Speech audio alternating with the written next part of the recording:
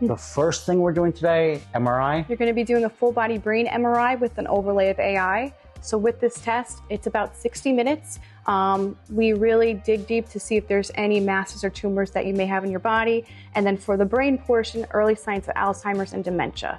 Right. So it's an amazing exam, and it goes hand in hand with our early cancer detection test. Okay, so this for me, the CCTA scan and the head MRI, because God knows I need my head examined, are the major reasons that I wanted to be here today, because aneurysm, stroke, those are my two major concerns. And from my understanding, when they do the head MRI, they'll be looking for potential aneurysms or widening. Signals or of anything that could potentially happen down the line. Great. So Great. it's all early prevention. Great. And there's also, because of the AI, from my understanding, dementia, Alzheimer's, these things, predictors for it, which is amazing, guys, because, I mean, most people, when you're in your 40s, your 50s, your 60s, those are the years that people are having heart attacks, things like that. As you begin to age, that's where you become more concerned about maybe the body and the mind. Those things start to deteriorate. And so, like I said, stroke, aneurysm are my big fears. But also, as we age, I mean, just dementia is really, really terrifying, especially if you've ever had a loved one that's had it. My grandmother had it. I remember I got broken up with by my college sweetheart, and I went home to see my grandmother, and she kept asking me over and over again how Allison was. And I just was like sitting there on the 17th time she asked me, I was like ready to sob.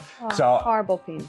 Horrible pain, funny story, but point is dementia, no bueno, obviously. And anything that can help predict that, I'm here for. So we're also going to be looking at my torso, spending time in there. You're going to be, it's, you know, full body and brain. It stops by your knees. So anything above the knees, we're getting a full deep picture of, and it really highlights any masses or tumors. And, you know, if there is, you know, anything going on beyond cancer, everything is found on the MRI. Beautiful. It will pull up even the smallest of a cyst, and the radiologist is noting it. So it could be benign, it could be nothing, but we're finding everything that is going on inside the body. And that's what I always say about health. Like, I'm the opposite of a hypochondriac. I want to see the information. I want to know what's going on. That way we can follow it. Then again, this is a membership. It's an Apex membership when you work with Fountain Life. So I'll have them by my side through this next year. And so when we find things, I'm having somebody who's actually able to help me throughout the course of whatever we find, whether it's benign or whether it's more serious.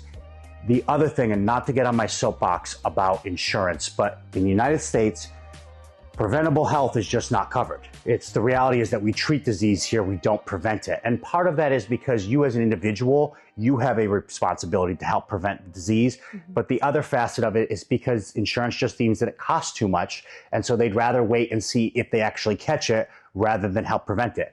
If we find something through the course of all the testing today, the amazing thing is that then my insurance will kick on. And even if it's something like it's like a nodule in my lungs, for example, and maybe it's perfectly benign, at least then those future scans are then covered by insurance, and then I can check up on it over the next couple of years. So I think it's really important to catch this stuff early, because then your insurance does what you finally fucking pay for. And then also too, because you have the knowledge to start making lifestyle changes. Remember that first part that I talked about? You have a personal responsibility. If your cholesterol is high, it's time to do something about it. And that's what this channel is really all about, empowering you with the knowledge, and then you going out and actually taking action and choosing to change your life. So phase 1, MRI, we're gonna get that scanned. I will come back and tell you guys what I think about the process. Let's get started. All right, so now I'm gonna be bringing you back to your suite where you can keep all your belongings. Great. This will serve as like home base when you're not doing any of the testing. Amazing. And here we are. Oh, this is beautiful. This is your suite. We have some clothes here for you to change into for the imaging portion. Oh, cool. Free advertising. Yeah. There you go. Beautiful shirt, and you could take that home as well. Awesome.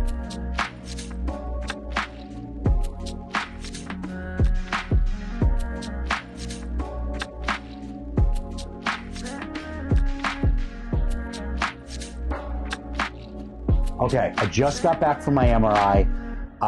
It was a 60-minute experience, and to be honest with you, for 59 minutes of it, my eyes were closed. Everybody was super courteous, everybody was really kind. You walk in, you change your clothing, you lay down in the tube. It's very, very tight. And people had warned me about that. They said the MRI tube is extremely tight. If you're claustrophobic, you could freak out. My way of dealing with it, again, just close my eyes, just compartmentalize. I grew up poor. I know how to suffer. And I also routinely go to the gym and really push myself. And chances are, if you follow me on this channel, you're also used to going to the gym and also pushing yourself past your comfort zone. So all I did was I closed my eyes, compartmentalized, they put me through the tube, they did a scan of my brain, my head initially. That was about 20 minutes.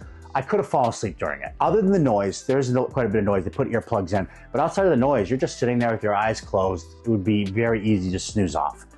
20 minutes goes by, they pull you back out of the tube. You can kind of regain mental fortitude. I didn't. I just kept my eyes closed, even when the lady was talking to me. They put something over top of my abdomen, my abdominals. Then they put me back through the tube, and then they began to scan my torso. I had to hold my breath during this portion of it, so that was a little bit of an inconvenience, I won't lie. The longest breath hold that I counted was 33 seconds. I counted during it. So you're having to hold your breath intermediately. Again, that's a little bit of a drag. After that's done, another 20 minutes, they pull you back out, and then they put something over top of my thighs, the same object. They put me back through to do an MRI of my thighs. Really, really simple. Again, I could fall asleep again.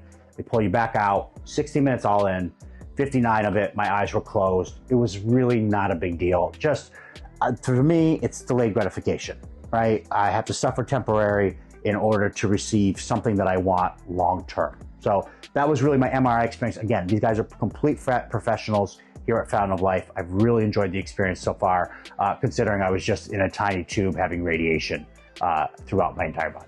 Hey guys, I want to share my results from my MRI, but full transparency, this video is being shot months after my executive health scan. It's not because Fountain Life wasn't incredible and couldn't get me all my results right away. What actually happened was I got my results. I wanted to talk to Dr. Shapiro in person about them, which we actually filmed. However, two things. One, our conversation, which was very Jake-centric, was long-winded. It was about 30 minutes. And secondly, unfortunately, the audio did not come through very clearly. Now here I am, I'm going to attempt to reshoot talking about the results just myself. Dr. Shapiro would have been more than willing to sit down and talk again for the camera, but I thought I could do it in a very concise manner. And again, it's my brain, it's my body. You probably want to know how the results came through, but how interested are you going in the weeds about this? Maybe not so much. Sufficient to say I got awesome results back for both my full body and from my brain MRI. In particular, with the MRI of the chest, the abdominal, and the pelvis, everything came back normal. Lungs came back normal, heart came back normal, abdominal, liver, pancreas, adrenals, kidneys, everything came back perfectly normal. We'll pop that up on the screen. There is something to be noted, however, and this came actually through my CCTA scan, but I want to talk about it here, is there were 2 nodules in my lungs. And I had seen those nodules in my lungs previously because I had an echocardiogram done in the past where they also scanned my lungs.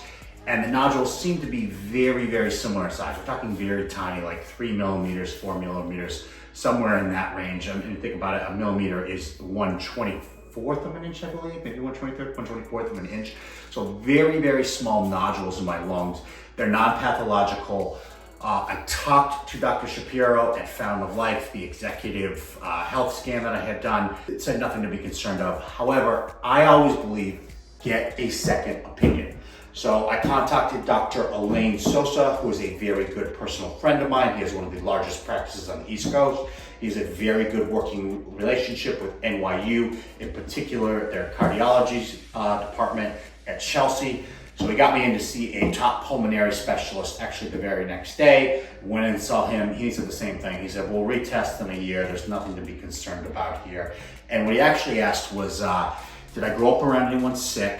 Did I grow up around people who smoked? And I did. I have very white trash redneck roots. You know, my mom was 15, when she became pregnant with me. She gave birth to me at 16. My dad was 23. My grandmother, who was a wonderful, wonderful woman, but never took care of her health, she helped raise me, and she smoked. She smoked my whole life. So she definitely smoked in the house while growing up, different time, different place. So that may have contributed to why I have these very, very little lungs, or very, very little nodules in my lungs. My lungs are completely normal size, as mentioned, but I have these little nodules in my lungs, and they think that perhaps may be why.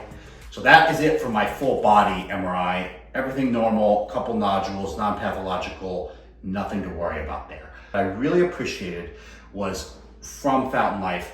They did two things that I thought were awesome. They gave me a really incredible CCTA, kind of like clearly AI write-up of the whole process. And they also did this same thing with my brain MRI. It's called Brain Key. And they gave me this all reports, which just kind of walks you through everything I need to know. It gave me a summary.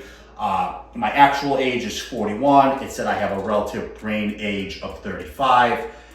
Really interesting. I pretty much crushed this thing. And they've given me, feedback on things that I could do better with, like plenty of things that I could work on through the course of this, so that I know this is not lip service and this is actually legitimate. I scored very high in a couple areas in particular, but the area that really stood out is I did very, very well on my hippocampus. I'm in the top 1% of all hippocampal readings. Hippocampal volume measurement is an important biomarker in tracking the progress of your brain health as associated with susceptibility to age-related neurodegenerative disorders such as dementia and Alzheimer's. Sufficient to say I will at some point die, probably. In a long enough time span, the chain is only as strong as its weakest link. Cancer would probably be likely just from my family history. Heart disease I seem to be combating pretty well, but I'll definitely be dead before I have dementia or Alzheimer's. So I can be comforted in that. So if we're just popping up scores on the screen here, starting with hippocampus, I was at 0.7.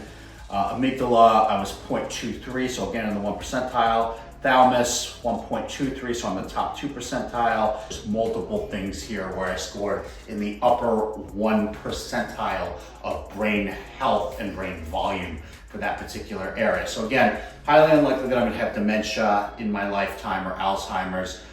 Probably way more likely that what's going to take me out, just based on my family history, is going to be cancer, and I am going to have to always be very mindful of heart disease, even though at this time I have a 0 score in coronary calcium, and in terms of non-calcified plaque, it was very low as well, and I have such a high VO2 max. That's it. That's my MRI results. Got awesome information about my brain. Got an awesome full body scan and 2 nodules that I have looking forward to each and every year, making sure that they stay in check. Thanks for tuning in. If you like what you saw today, please hit subscribe. I'm going to be releasing one of my executive healthcare result tests each and every single month for the next 4 months. I really enjoyed working with Fountain Life. When you go and you get an executive health scan done, it is going to leave you with more questions than answers. I know that you don't want to hear that when you spend $15,000, $20,000 on a scan, but the reality is that I just knew this was a deeper understanding of my overall health, and it was going to leave me with things like nodules, but at least I know about it. And as G.I. Joe said, knowing is half the battle. If you like what you saw, hit subscribe. Thanks for tuning in. Most of my following is on Instagram, 265,000 followers. So if you like what you see, you can also follow me there. Thanks so much, guys.